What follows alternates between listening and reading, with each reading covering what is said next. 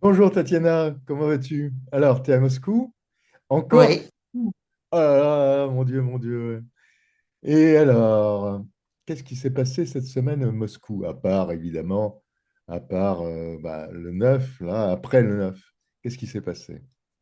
Bon, à Moscou, je sais pas, mais à Kazan, il se passe quelque chose de formidable. Donc, c'est un forum de monde musulman. Il y a quand même plus d'une centaine de pays qui sont présents. Voilà, la Russie, donc c'est un pays à 30% donc musulmane. Et ben, c'est très logique qu'il réunit donc dans ses capitales de Tatarstan, donc justement les représentants du monde musulman pour voir comment est-ce qu'on peut donc collaborer ensemble et de faire donc comment dire, d'évoluer ce monde musulman autour d'une même idée et autour de donc cette formidable idée de monde multipolaire. Voilà. Oui, d'ailleurs, il y a le président du Haut Conseil islamique qui est présent là-bas. D'autant plus comme la Russie est en train de donc tourner le cap plutôt vers l'Orient que vers l'Occident, c'est d'autant plus, je veux dire, probant. Et il y a tous les pays autour de la Russie, vers le sud, c'est des pays musulmans également. Donc c'est très important des bonnes relations avec ce monde. Ouais, d'autant plus que la Russie commence à grignoter vraiment en Afrique. Et donc, voilà. Tatarstan Alga. Tatarstan Alga. Tatarstan Алга. Alga. Друзья, всем привет! Мы в Казан Экспо, на Международном экономическом Voilà. форуме Donc России и justement, Исламский мир. Казанский форум – это le ключевое событие Tatarstan, для науки, культуры и бизнеса. Et nous sommes à Kazan. Площадкой для диалога и новых инициатив. Давайте voilà. посмотрим на всю Donc неофициальную justement часть. И, конечно à же, Kazan, et il y a plus d'une centaine de pays. Donc non seulement ceux qui sont autour de la Russie, mais des pays un petit peu de partout dans le monde. Et donc c'est une, comment dire, c'est un forum de pays musulmans, Pays musulman, de oui. collaboration et d'échange. Kazan, ouais, d'accord. C'est une région musulmane. Et il y a le président du Haut Conseil islamique qui est là, Voilà. Ben, il a bien raison. à Et Kazan. c'est où il faut être. Tiens, un Africain. Oui, По любимой специальности у нас созданы особо экономические зоны, промышленные парки, обновляется сектор креативных индустрий, работает сфера услуг. Каждый найдет себе дело по вкусу и будет заниматься любимым делом. Моей школьная пора, и при всякой погоде пропадали пропадали. Именно последний звонок является определенной чертой для каждого выпускника между школьными годами и новой, взрослой, ответственной жизнью. Отдельно хочу сказать слова огромной благодарности нашим учителям и родителям. C'est un passage à la grande vie, c'est la fin de scolarité. Donc, c'est, comme je dis, c'est vraiment une grande, grande fête. Et moi, j'en garde encore un souvenir de ma fête à moi.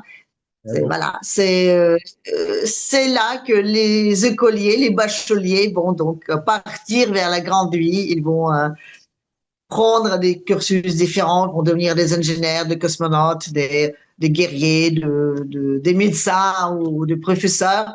Et cette fête est très importante, non seulement pour les bacheliers, mais aussi pour tous les écoliers, parce que ça y est, c'est les vacances, c'est les grandes vacances. Donc, en Russie, c'est 3 mois de vacances. Ah, 3 mois. Donc, voilà. Et c'est une grande, grande fête. Par exemple, à Saint-Pétersbourg, à mon avis, c'est vraiment là où c'est la plus grande fête.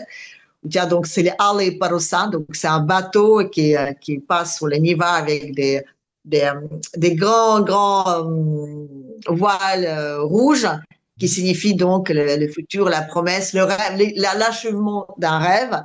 Et donc, il y a des feux d'artifice merveilleux. Enfin, grande, grande fête, tout le monde sont contents, voilà, tout le monde pleure, tout le monde, enfin, je veux dire, un peu comme Macron, tu vois, tout le monde se passe des câlins, mais bon, je veux dire, pas exactement dans le même contexte, voilà. Mais c'est vrai que c'est une grande fête et la fin de mois de mai, donc elle est beaucoup, beaucoup accompagnée par cette fête-là. Voilà. Ça s'appelle la dernière sonnerie. D'accord.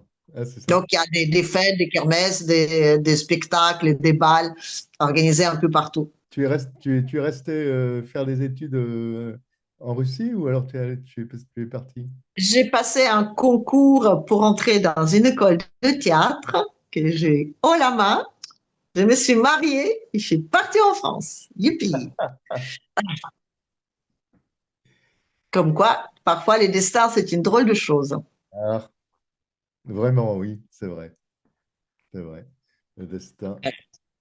C'est un concours très difficile d'ailleurs. Il y avait à peu près 2000 personnes pour une place. Je Ah l'ai oui? vraiment fait comme ça. Et puis voilà. Et j'ai raté ma grande carrière. Mais bon, écoute, hein, j'ai vu le monde. Erdogan. Macron également.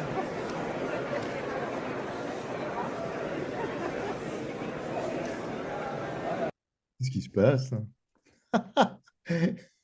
Et il a attrapé ses deux mains. Il a attrapé ses deux mains et il les a tenues bien fermement pour éviter tout tripotage, on va dire, Faites flotter. expansif de notre président, cher président démocratiquement élu. Voilà, pour dire que ça suffit quoi un peu. Et je trouvais que c'était, je sais que enfin, sur les médias russes, ça a pas mal tourné. Surtout de dire, regardez, il le tient, son petit doigt. Je dis, oui, il le tient. Je dis, parce que sinon, je dis, avec Macron, si tu le tiens pas, attends, elle va te, voilà. C'est très, très drôle, quoi. Il essaie de libérer son doigt, regarde, il essaie de libérer l'autre, elle le tient. C'est quand même formidable, quoi. Je dis, il tient la main qu'il serre, il tient cette main-là par le petit doigt. Il est ridicule. Non, mais je veux dire, pour lui tenir, pour dire, non, là, tu me touches pas là. Regarde Tu ne le me photographe qui est en train de photographier. Donc, il essaie de, voilà, il dit, Ouais, voilà, ouais. il on dit qu'avec le doigt, c'est bon, là, tu reprends ta main, c'est bon, ça suffit, d'accord? Non, ben, c'est quand même, Ridicule, vraiment. c'est, voilà. Ça a tout dire, ça veut tout dire, voilà. Mon Dieu. Скорее жалобы обиженного ребенка, а не политика, который хочет достичь мира. Тему продолжит Максим Прихода. Я тут. Ми готові до прямих перемовин. Место действия – Анкара. Очередной эпизод его личной трагикомедии, которую главный Qu'est-ce que c'est? Alors, je suppose que c'est Istanbul, non? Je suis là, je suis prêt pour avoir des négociations directes. Moi, je suis là, moi, alors que lui, il a peur. Moi, j'ai pas peur, moi, j'ai pas peur, moi. Allez, viens, Poupou, viens me voir, viens là, viens, qu'on se voit tout ça, qu'on règle tout ça entre les hommes, là. Tu crois vraiment qu'après des paroles pareilles, Poutine, je dis, même s'il aura voulu venir, il peut pas, quoi. Ça fait exprès pour être sûr que ça marchera pas. Le mec est pleurniche devant les assemblées à Ankara pour dire que moi je suis prêt, et l'autre, l'agresseur, le dictateur sanguinaire, hein, lui, il a les jetons, il peut pas parler avec moi. Moi je suis là. C'est ridicule. Parce que là, c'est une cour d'école. C'est comment le dire, parce que là, on dirait un petit enfant qu'on a privé de son dessert. Oui, c'est vraiment niveau zéro, quoi. Voilà. Mais écoute, ça marche, hein. Ça marche chez LCI, ça marche, hein. Oui, C'est très vendu. Ça marche sur LCI, mais enfin bon, à part ça. Et encore, ils sont ridicules, hein. En tout cas, voilà. Aujourd'hui, donc, Zelensky, il a pu voir Erdogan. Il n'a pas été, on l'a pas laissé aller donc à la négociation. Et écoute, c'est voilà. Tatiana, qu'en pensent les Russes De quoi? de ces négociations? Est-ce que Comme ils disent, c'est c'est удовлетворительно. Удовлетворительно, si tu remets ça une mention à l'école, c'est passable. Voilà. Oui, c'est passable. C'est le début, c'est bien. On va échanger 1000 prisonniers de part et d'autre.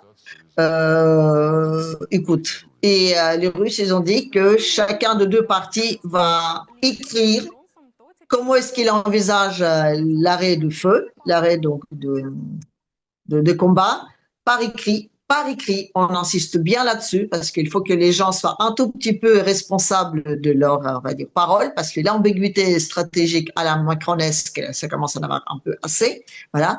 Donc, ils vont exposer par écrit comment est-ce qu'ils envisagent ça, avec leurs propositions et leurs engagements, et par la suite, donc, ils vont échanger ces écrits, de voir les compromis qu'ils peuvent trouver de chaque côté. Voilà.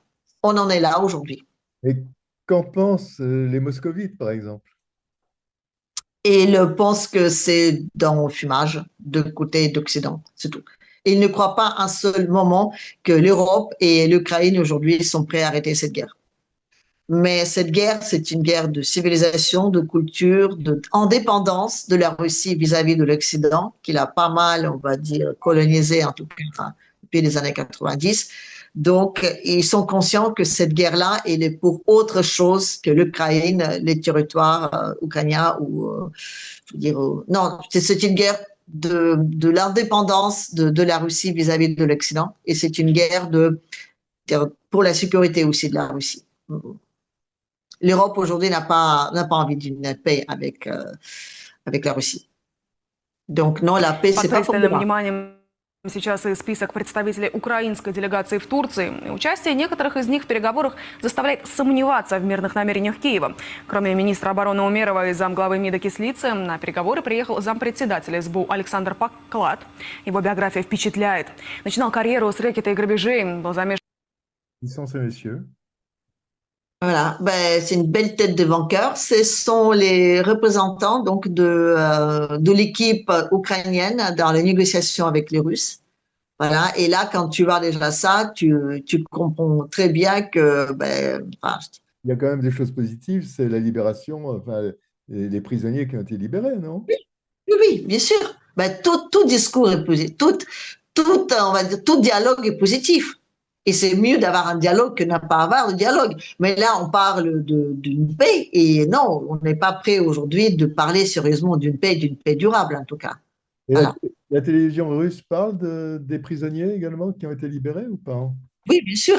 Et là aussi, à chaque fois, quand on libère les prisonniers, ben, hélas, on les récupère souvent dans des états assez pitoyables. À chaque fois, c'est un moment de se remettre, justement, de voir toutes les sévices qu'ils ont commis. De deux côtés, c'est la même chose. Sûrement, sûrement, sûrement. Mais on n'en parle pas autant de côté ukrainien. Non. Peut-être, mais en tout cas, je veux dire, là, c'est vraiment dramatique, quoi. C'est vraiment dramatique. Oui, du côté russe, c'est absolument les mêmes. C'est toujours les mêmes. Exactement les mêmes, c'est les mêmes programmes avec les mêmes revendications, enfin, les mêmes demandes. Et là, donc, le résultat de compte. Donc, il y a l'échange de prisonniers, mais aussi, donc, il y a l'échange de chaque côté, comment est-ce qu'ils vous envisagez les arrêts de combat. Qu'est-ce qu'il y a comme médias autres que télévision, télévisuel en Russie? Il y a la radio, bien entendu. Il y a des radios. Ben, tu sais, comme je dis, la télé, donc, il y a des chaînes. Tu as des chaînes officielles, des chaînes fédérales, tu as des chaînes régionales, tu as des chaînes privées énormément. Il y a beaucoup de chaînes qui sont aussi pro-occidentales. Tu as YouTube, donc c'est un peu l'équivalent de YouTube, mais en Russie. Donc il y a énormément de blogueurs. Il y a énormément de petites chaînes qui parlent. Et il y a beaucoup de gens qui se disent les politologues ou je sais pas moi, les experts de ceci et cela. Donc il y a énormément de n'importe quoi aussi. Donc il faut bien faire le tri. Et comme d'habitude, il y a aussi donc tout ce qui est donc la danse, la cuisine, la mode. Il y a énormément de dessins animés. Il y a beaucoup de dessins animés russes maintenant, sont super bien.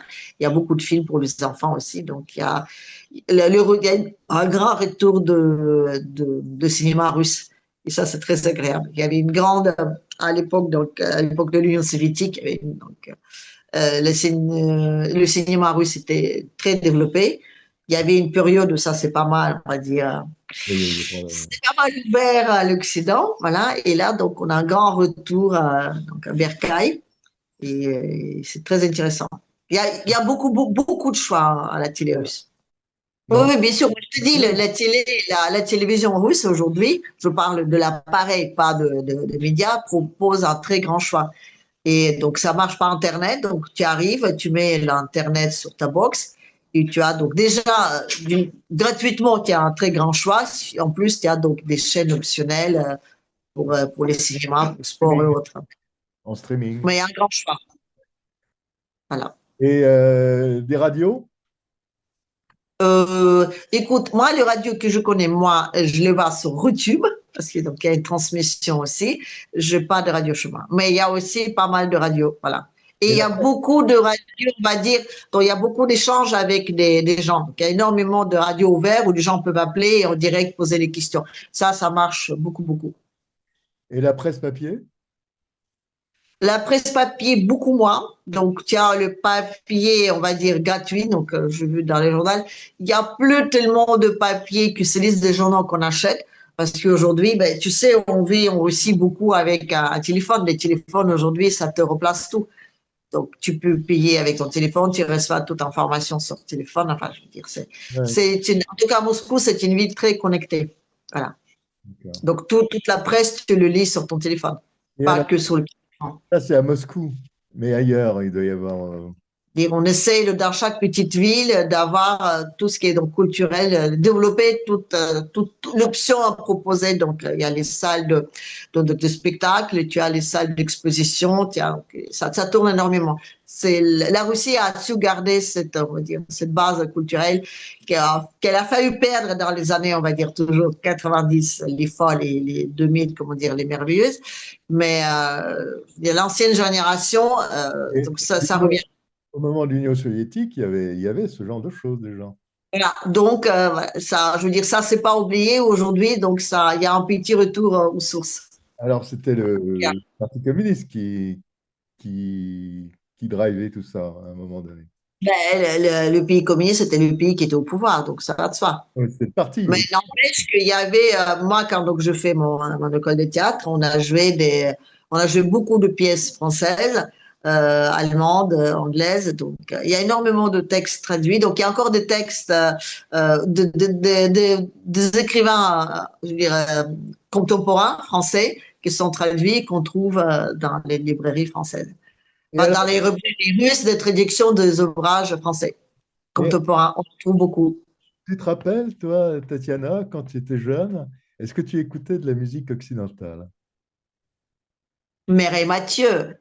Ouais. Et Adamo, tombe la neige. Attends. Je m'accrochais sous le lustre des pluies, tu sais, qu'on mettait comme ça, là, qu'on mettait sur les sapins de Noël. Je m'en vais dedans et je me voyais une grande star je chante très mal, donc j'aurais jamais réussi dans ce domaine-là. Mais Adamo et Mireille Mathieu, j'étais bercée par ces deux-là dans toute ma tendre jeunesse, ça va te faire. Je te parle. Et les films de Louis de Funès ou de Pierre Richard. Attends, la culture française, elle était vraiment, vraiment dure aussi. J'étais éduquée par les films français. Oui, bien sûr. Pour moi, la France, c'était ça. C'était Pierre Richard, oh là là. Et non, mais c'est vrai, c'était. Non, je dirais. Avec la France, on avait vraiment une grande amitié, un échange culturel de haut niveau. C'est très dommage que c'est comme ça aujourd'hui. C'est terminé. Non, c'est pas terminé, mais on va dire c'est mis en pause. C'est mis en pause, moi je crois. Ça va prendre un petit peu de temps, mais moi je crois que ça va revenir. Espérons, bien sûr. Ayons la foi. Merci Tatiana. Eh bien, écoute, merci à toi Philippe. Qu'est-ce que tu fais cette semaine sur ton site? Je n'en sais rien, parce que figure-toi, j'ai toujours des problèmes de travaux à la maison. Et cette semaine, j'aimerais bien m'occuper de mes histoires de papier russe, parce que, bon, bref, peu importe. Donc, j'ai pas mal de démarches administratives et des travaux, mais j'aimerais bien sortir un peu pour filmer ce qui se passe dedans. Donc, oui, et oui, on a oublié quand même une chose importante. Tu sais que cette semaine, on a fêté les 90 ans de métro de Moscou. Les 90 voilà. de Moscou. 90 ans, les métros le plus beau et le plus impressionnant au monde. Et ça, c'est vrai. Je dirais aussi le plus bruyant. Voilà, ça, c'est. Je sais pas. C'est peut-être parce que comme il y a des grandes poutres, des sculptures, comme c'est très bruyant les métros de Moscou. Enfin, quand les trams arrivent, ça fait beaucoup de bruit. Mais du coup, on n'entend pas les gens parler parce que, je veux dire, ça se perd dans le volume. Mais le métro, elle est absolument superbe. Et très propre. Très propre et les Russes aiment beaucoup leur métro, ça c'est vrai. Ça c'est très agréable. Voilà. Mais j'ai fait je fais déjà des vidéos sur les moyens de transport en Russie, enfin à Moscou en tout cas, parce qu'il n'y a pas que des métros, il y a aussi des trams, il y a Il y a donc comment dire ça, les trucs on a annulé à Moscou, à Paris. Je connais le mot en russe là et je ne me rappelle plus le mot en français. Les machins où tu te mets dessus et tu vas tout seul là. Mais il En fait Russie. chaud, il fait 20 degrés, je vois. Oh oui, il fait très doux là. Je suis sortie tout à l'heure, il fait très doux. Ouais, c'est très agréable. Tu sais, les changements météorologiques, ça, paf, au jour au lendemain, tu enlèves des bottes chaudes et tu mets des sandales. Ça, c'est génial. Tu vis en degrés de saison, c'est formidable. Tatiana, alors écoute, bon, ben, à la semaine prochaine. Oui, merci à toi. Merci, Allez, Tatiana. à la prochaine.